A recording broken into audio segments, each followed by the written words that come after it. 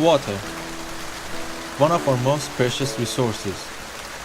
You might have heard we are running out of fresh water.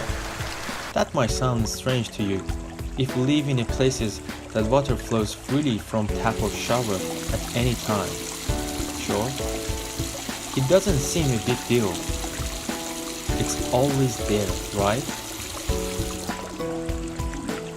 Actually wrong. According to the World Health Organization, only 0.007% of world's total water supply is safe for consumption, and this minuscule amount should be shared among 7 billion people on the planet, and this water isn't distributed evenly throughout the world. Over 1.2 billion people are living in the areas of water scarcity, such as Spain, southwest of US, India, North Africa, Australia, and northern China. And at the same time, demand for water is intensifying. Over the last 100 years, global population has tripled and water consumption has increased sixfold, but our total water supply has remained unchanged. At this rate, by 2030, total demand for water will exceed the available water supply by 40%. But what can be done to address our water challenges? One could be increasing water conservation behavior to minimize the demand. And another one could be producing water through large-scale water augmentation projects, such as developing wastewater recycling and seawater desalination plants. While that is an important measure for emergency water supply, water conservation should still play a major role in reducing demand for water. According to US Geological Survey, more than 50% of water wastage at houses happen due to bad behavior and bad habits.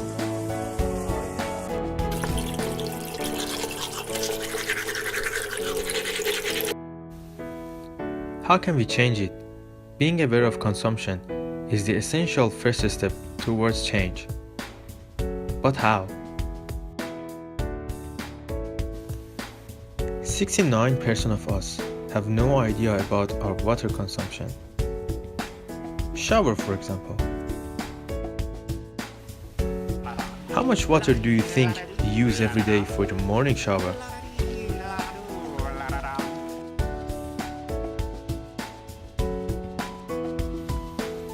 A bucket? A 5-liter container? A 50-liter barrel?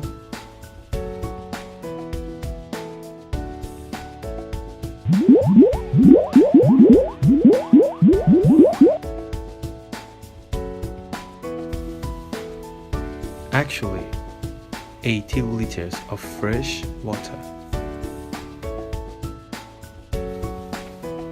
That was just an average. Some takes 180 liters. So we need to be aware of our usage. First method is feedback. Feedbacks are how we could be aware of our wealth, speed, efficiency, popularity, consumption, and etc.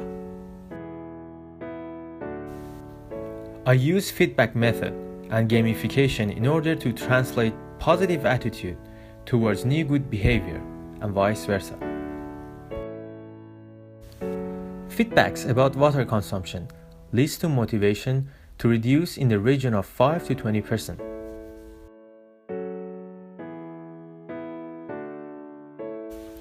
Home water meter, for example.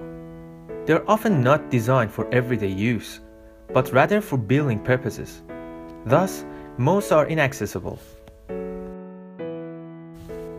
Another tool is water bills, but it's temporarily disconnected from the consumption behaviors, often arriving only monthly or bi-monthly. And this makes it hard to where we can save water. So, we need a better way of being aware of our consumption. Unlike energy, you can show how much for water consumption. Like a glass of water. We all know how much is that. There are some products in the market that they use gamification and feedbacks. So why they're not good enough? First, they all require a screen, so users need to check either their cell phone screen or device's user interface. Second, they are using instant feedback method at the time and place of action, point of consumption. At the time that users might be busy with taking shower, for example. So these kind of products are not as efficient as they are supposed to be.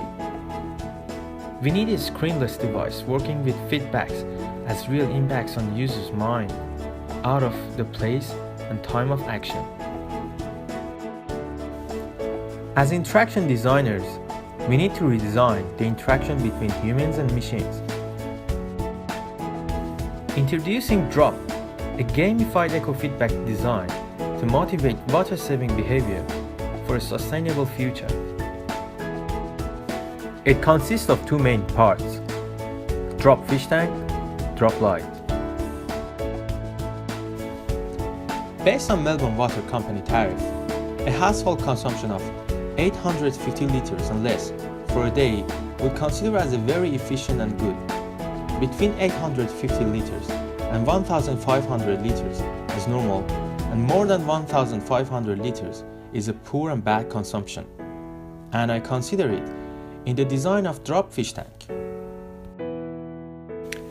Drop Light console consists of 5 cathode RGB LEDs, and they assist users to realize the change in their consumption behavior.